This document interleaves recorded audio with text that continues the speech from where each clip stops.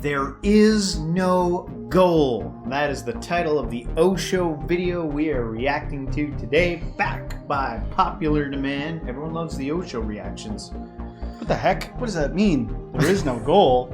Yeah, well, we're gonna have to find out. So anyway, guys, won't keep you waiting. Let's get into it.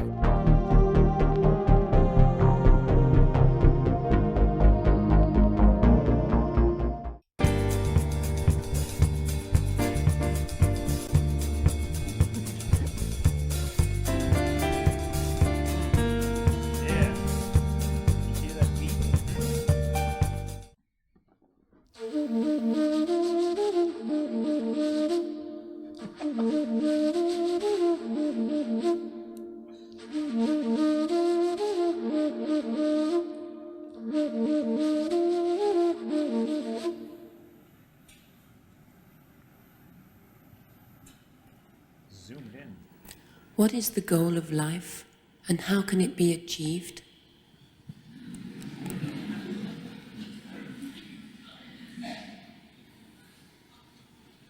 My whole life I have been telling you, there is no goal.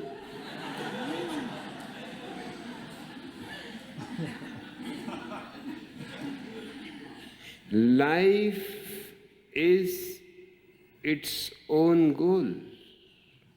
There is nothing outside life that you have to achieve. All achievement is the projection of the ego. The very idea of achievement is ambition. What you achieve does not matter. Money, power, knowledge, but these are not in any way going to give you life. In fact, in achieving power, in achieving money, in achieving prestige, in achieving any other ambition, you are losing your life. You are sacrificing your life. You are involved into stupid things. And by the side, the life goes on slipping out of your hands. You will realize it only at the time of death.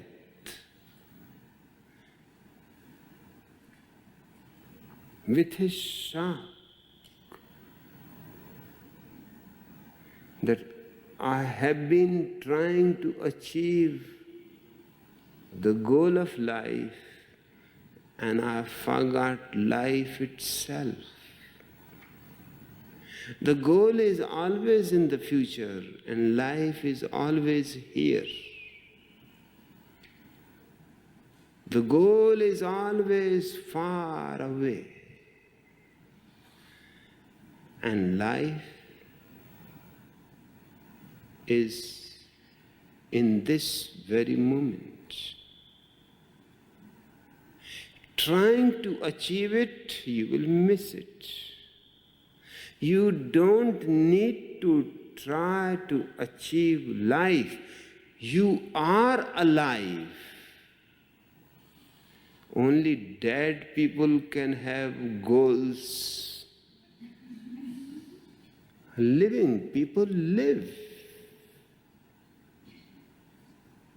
If you want goals to achieve, the grave is the right place for you. Just lie down in the grave. Why did they cut that part out? Rest in death.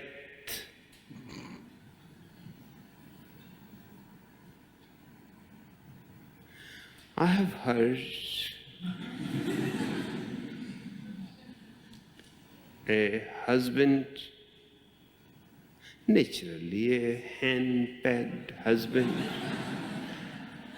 because I don't know another kind. Everybody understands it. That if you want to be a husband, soon you will be an hand-pegged husband. That is a natural growth.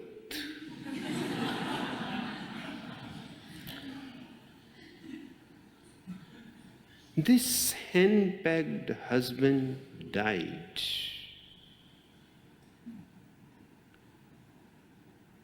The wife ordered a beautiful marble grave for him and ordered that his name should be written in golden letters and the words, "Rest in peace."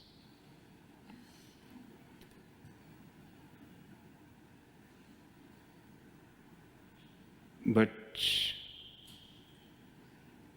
when the will of the husband was opened, he has given all his money, land, house, everything to charitable institutions. Nothing for the wife. That was his revenge. But a husband can take revenge only when he is dead. Whole life the woman has tortured him. Now was the time.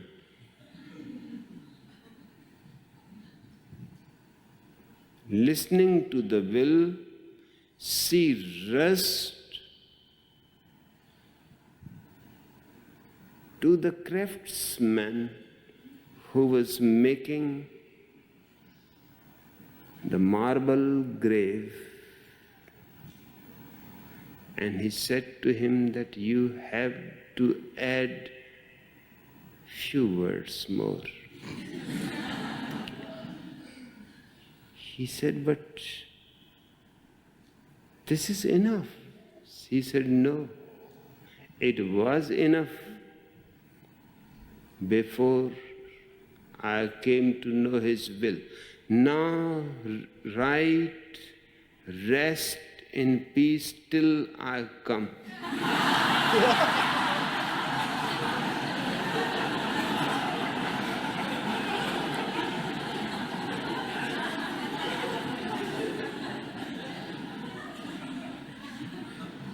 You have a little time to rest in the grave.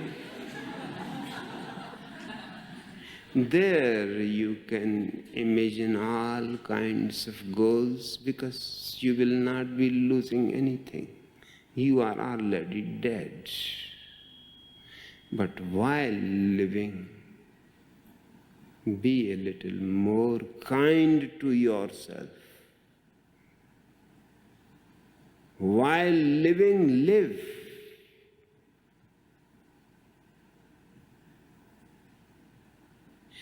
And live intensely and totally. In India, in Ahmedabad, where I had the greatest number of sannyasins, I used to go there. In Ahmedabad, I used to like only one place, and that was the place where Jayanti Bhai, who used to be my driver, will speed beyond the limit permitted, And I will say that, why you do it? I like that place. He said, that's why. I speak here because I don't want you to remember Ahmedabad because of this thing. And what was the thing? There was a board on the bridge saying, Liva little heart, Sippa gold spot.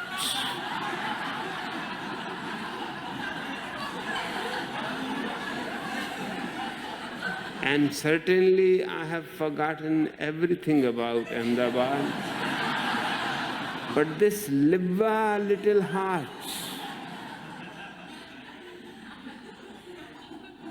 I cannot forget. This is the very essence of my religion. Liva little heart. Forget about gold spots.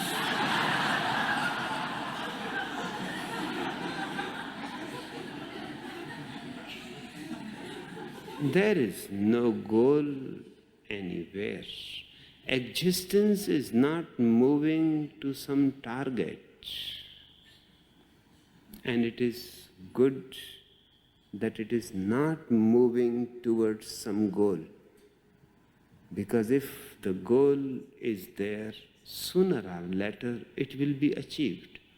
Then what?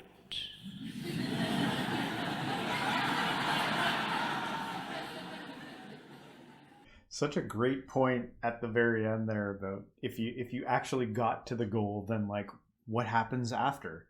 If there was some cosmic, final goal to get to, you celebrate, you accomplishment, and like everything else you've ever achieved in your life, there's that down period after. Well, now what's the next thing to go get to? But if there's some cosmic one, then there's nothing left to get to after that. So do you not have any goals anymore then? No, I definitely have goals and things that I want to achieve, but I think what he's saying. But that's against what he was saying. Well, I think he was saying in the very beginning, yes, there's this thing, maybe there's like a dampering down of it, maybe because the arguing side of this is, well, then that's easy for you to say that there's like nothing to get to, nothing to achieve, but if no one did anything, then all these other things wouldn't happen. But I know the other side of the argument where it's like, maybe it's one of those paradoxes where it's like, can you just be in the now for like a moment and embrace it? Doesn't mean that you don't have to never do anything ever again. But can you stop yourself enough? Maybe that's the point of what he's saying. I don't think you can stop yourself. Appreciate anything. I don't think you cannot. I don't think you can stop yourself. Yeah. I think you can pretend to stop yourself. No, I mean you. The you that's the person that has goals in the first place. The you that imagines what certain things would be. Like a big thing that Osho seems to be talking about is like awakening, enlightenment. Yeah. And from what we have already gathered about that, it's not a matter of it's not even like a matter of attainment. It's just what already is. But ask any typical person, they're going to be like, well, what already is dog shit. I don't want what already is. You know what I mean? Unless they're just blessed with some kind of pleasant disposition. But that's rare these days, it seems. But I do think that if you take heed of what he's saying in terms of like the nature of goals and accomplishing goals, and you connect with what is immediate, then it's like, what is that Bible verse? The ways of the world become strangely dim. I don't really have a fear that everybody's going to get enlightened all at once and then the gears of the economy are going to screech to a halt. I don't know. It's possible, I guess. Like, it's possible that people would just see through like the limits of the inherently unfulfilling nature of materialism and goal attaining, and that everybody would be like, we just let the thing rot because we all walked away from it at the same time. But having awareness and being connected in the present moment, to me, wouldn't indicate that you wouldn't take care of yourself. Yeah. It doesn't indicate that you would stop planting seeds or doing whatever you had to do to survive. Would you ask Osho, did you aim for anything? Did you do anything? Like, I'm sure he's like, Well, here's some he fun. clearly did some things in his life. Well, Osho is his own thing. I don't think you're called to be Osho. I don't think we're all called to be Osho. He was his own thing. He died at 58, by the way. Yeah, 58 or 59. Something. He looked 109. I know. I don't get that So about I him. don't think everything about any one of these gurus you're supposed to adopt. But to me, he's clearly a very wise man. The things he says are wise. Yeah. I don't really understand. I couldn't make out what he was literally saying when he was talking about that car going by. Yeah, I was I like, know. what? But the other stuff, it was so funny. Like, listen, I have said many times in this, I do not advocate self-harm in any way. But that was funny when he was saying, if you've got goals, then death is for you. Just climb into a grave and go to sleep. Because there is something about goals that the problem with it is if you're identified with your goals, it's like a stress fest. It's a stressful fest. Yeah. If you're like driven and identified, it's dramatic.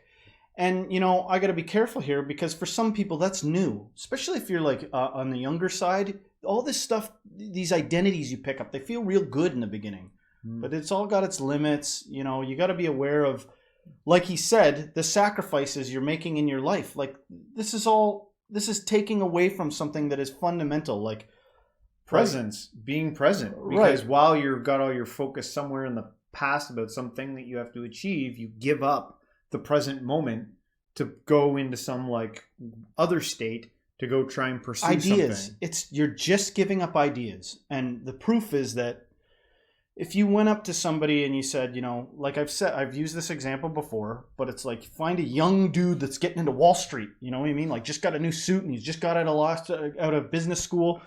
And you're like, look, I see you're like hungry and got full of drive. All right, I can do two things for you. I can make you a billionaire through like 10 years of rigorous thing and you'll have lots of money. Or I can make it so you're happy without money. Yeah. You'd be like, so like a crazy person, you mean? You can make me a freaking loser? So ideas flood the consciousness. Ideas about things. Recognize that we're all in this society conditioned. We don't know what the hell's going on. We're conditioned by that which came before us. And if you actually carve out time to investigate this stuff, it's just paradox after paradox that goes on forever. You could argue consciousness and rational steps into infinity. There is no like final say in the best way to live. But besides all that, you can get in touch with the present moment, you know, and the fundamental nature of being, I think. Well, I think that's a good place to leave this on. Hopefully, guys, you enjoyed our reaction on this. Let us know if you want us to do more Osho reactions. And guys, if you like this video, don't forget to hit the like, subscribe, share this with a friend, and everyone till next time, Stay spiritual.